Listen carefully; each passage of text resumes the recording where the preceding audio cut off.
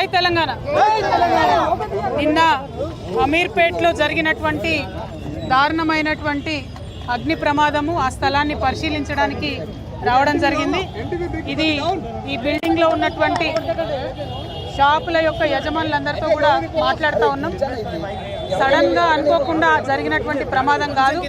ఇది పోయిన సంవత్సరం నుంచి కూడా పదే పదే షాప్ వాళ్ళు మరి వెనుకనే ఒక మెస్ ఉంది, ఆ మెస్ వల్ల షార్ట్ సర్క్యూట్ అవుతుంది, కంటిన్యూస్గా మాకు అగ్ని ప్రమాదం జరిగేటటువంటి పరిస్థితి ఉందని చెప్పి మరి అన్ని రకాలుగా వాళ్ళు పోయిన సంవత్సరం జరిగినటువంటి అంశాలన్నీ కూడా చూపిస్తూ పోలీస్ వాళ్ళకి చెప్పడము, అన్ని రకాలుగా చెప్పడం జరిగింది.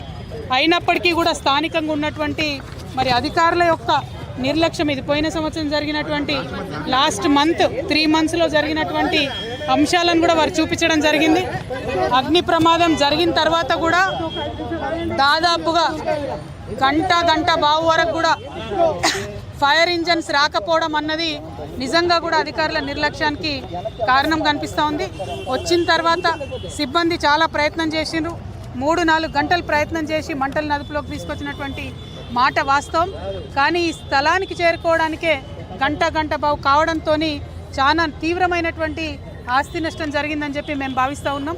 యావత్ తెలంగాణలో కూడా గత సంవత్సరంతో పోల్చుకుంటే మరి ఈ సంవత్సరం ఎండలు ఎక్కువ ఉండడంతో దాదాపుగా 33% అగ్ని ప్రమాదాలు ఎక్కువ అవుతున్నాయని వాతావరణ శాఖ వాళ్ళు చెప్తున్నారు. మరి ఆ విషయం తెలిసి కూడా ప్రభుత్వం హైదరాబాద్ లాంటి మహానగరంలో ఎక్కడికక్కడ ఫైర్ ఇంజన్స్ని రెడీగా పెట్టుకోకపోవడం అంటే కేవలం ఇది నిర్లక్ష్యమే కారణం. కాబట్టి ప్రభుత్వ నిర్లక్ష్యానికి ప్రభుత్వం వెంటనే నష్టపోయినటువంటి ఈ షాప్ యజమానులందరికీ కూడా నష్టపరిహారం చెల్లించాలి. తీవ్రమైనటువంటి ఆస్తి నష్టం జరిగింది. దాదాపు 3 నుంచి 4 కోట్ల వరకు వారి యొక్క ప్రాపర్టీ కానీ అందులో ఉన్నటువంటి సరుకు కానీ నష్టపోవడం జరిగింది. అయితే ఇక్కడ ఉన్నటువంటి యజమానుల యొక్క ఫైర్ ఎన్ఓసీని కూడా మేము చూడడం జరిగింది. వారికి ఎన్ఓసీ ఉంది, ఫైర్ డిపార్ట్మెంట్ వాళ్ళు వచ్చి ఎంక్వైరీ చేసి ఎన్ఓసీ కూడా ఇచ్చినారు. మరి ఇంతగానము వాళ్ళు గత 3 నెలల నుంచి రిపోర్ట్ చేస్తుంటే ఎన్ఓసీ ఇవ్వడము, చుట్టుపక్కల ఉన్నటువంటి బిల్డింగ్స్ని కేర్ తీసుకోకపోవడము, సరైనటువంటి ఇన్స్పెక్షన్ చేయకపోవడంతోనే ఈ ప్రమాదం జరిగిందని నేను బలంగా నమ్ముతూ ఉన్నాను. మరి పొద్దునే హైడ్రా అధికారులు కూడా వచ్చి చూసి వెళ్ళినారని చెప్తున్నారు. వారు కూడా ఇంకా సీరియస్గా ఎంక్వైరీ చేయాలి. హైదరాబాద్ మొత్తం మీద ఇప్పటికే అనేక ప్రమాదాలు జరిగినాయి, చాలా వాటిని నివారించగలిగినారు. ఒక 1000 కోట్ల వరకు కూడా ఈ సంవత్సరం ఆస్తిని కాపాడగలిగినారు. కానీ ఎండలు, పర్యావరణం మారుతున్నటువంటి పరిస్థితుల్లో ఇంకా సీరియస్ కేర్ తీసుకోవాలి. ప్రత్యేకించి అమీర్పేట్ ఫైర్ యాక్సిడెంట్లో నష్టపోయినటువంటి యజమానులందరికీ కూడా తక్షణమే ప్రభుత్వం పరిహారం చెల్లించాలి, నష్టపరిహారం అని చెప్పి నేను డిమాండ్ చేస్తూ ఉన్నాను. కరెక్ట్ ఎస్టిమేషన్ చేయాలి. మన అదృష్టం బాగుండి ప్రజలకు ఎటువంటి ప్రాణ నష్టం జరగలేదు. కానీ ఈ ప్రమాదం ఎప్పుడన్నా జరగవచ్చు, రాత్రిపూట వేరే చోట వర్కర్స్ ఉండే చోట జరగవచ్చు. అప్పుడు తీవ్రమైన పరిణామాలు ఉంటాయి. కాబట్టి ప్రభుత్వం వెంటనే మేల్కొనాలి, ఇటువంటి బిల్డింగ్స్ అన్నిటిని కూడా చెక్ చేయాలి.